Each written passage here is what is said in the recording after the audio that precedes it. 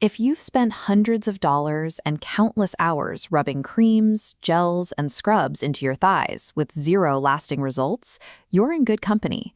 The beauty aisle is designed to keep you trying. Cellulite is a normal structural characteristic of human tissue. It is unrelated to toxin buildup or the quality of your fitness routine. The clinical term for this is gynoid lipodystrophy. It affects roughly 85 to 98% of postpubertal women, regardless of their body mass index or athletic conditioning. This clinical framework, the Nuremberger-Muller scale, categorizes the structural changes happening beneath the skin. Looking at the first two panels, you see grade 0 and 1. In grade 1, the skin looks smooth when you are standing or lying down. The dimple texture only appears when you physically pinch the skin or flex the underlying muscle. Moving to the right, grades 2 and 3 show dimpling that is visible spontaneously while standing and eventually even while lying down. At this stage, the fibrous bands have shortened and thickened, often alongside local tissue swelling. Because cellulite is a deep structural reality with distinct clinical grades, addressing it requires medical precision rather than surface-level beauty products. This brings up an obvious question. Why do women overwhelmingly have this condition while men rarely do? This illustration shows the mechanical cause. In the female tissue pattern on the left, the connective tissue bands, called fibrous septae, run straight up and down. As fat lobules push upward, these vertical bands tether the skin down, creating the dimpled effect. Compare that to the male anatomy on the right. Their connective tissue forms a diagonal, crisscross net.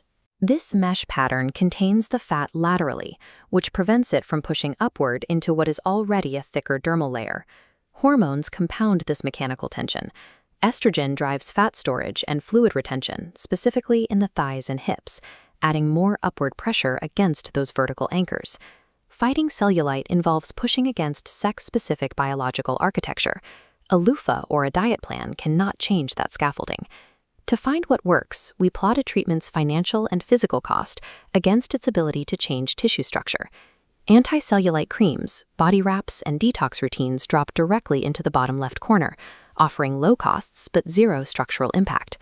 Topicals containing caffeine or aminophylline only cause mild temporary dehydration in the surface skin. They create a fluid shift that might make the area look tighter for a few hours. Lymphatic dry brushing operates on the same logic. Squeezing a wet sponge temporarily removes the water, but the rigid physical structure of the sponge remains unchanged. Moving fluid around does not sever the rigid fibrous septae. Investing daily effort and consistent cash into these products yields an illusion that disappears the moment the skin rehydrates. Interventions that actually impact tissue start with heavy, targeted resistance training. Building muscle volume in the glutes and hamstrings pushes the subcutaneous layer out and minimizes the visual depth of dimples. You can pair that mechanical tension with specific bioactive oral collagen peptides, usually 2.5 to 10 grams daily, taken consistently for 3 to 6 months. This scan graphic shows the mechanism. Consistent collagen intake stimulates elastin production, which physically thickens the dermal layer covering the fat lobules. The trade-off is a commitment to months of physical effort and daily supplementation. This improves the surface, but it will not erase deep, structurally tethered dimples.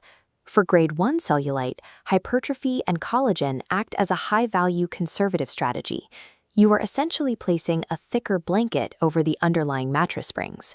Eliminating deep, spontaneous dimples requires physically addressing the restrictive connective tethers themselves. The clinical gold standard for this is subcision, performed under local anesthesia using devices like Selfina. This diagram demonstrates the mechanism. A microblade physically slices through tethered fibrous septae, permanently releasing downward tension. Alternatively, acoustic shockwave therapy uses high-energy sound waves to break down microfibrosis and stimulate tissue remodeling without breaking the skin. On our chart, subcision lands in the top right. It requires high financial cost but delivers significant structural impact lasting years. Tissue conditioners like shockwave and radiofrequency land in the middle, providing moderate improvement but requiring expensive routine maintenance.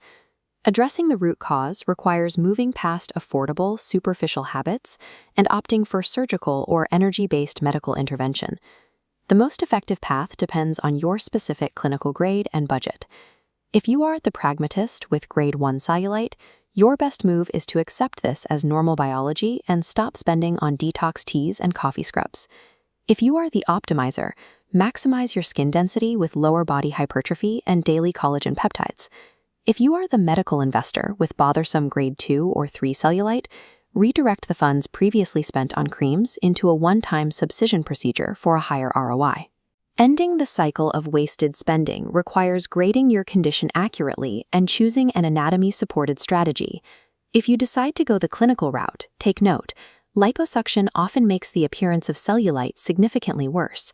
By removing the deep fat layer, you leave the tethered vertical septae pulling down on empty space. This aggressively caves in the skin and deepens every dimple. You cannot fix a structural tether with a topical lotion. Your choices are the radical acceptance of your biology or an uncompromising investment in medical architecture. Choose the path that works for you and leave the marketing gimmicks on the shelf.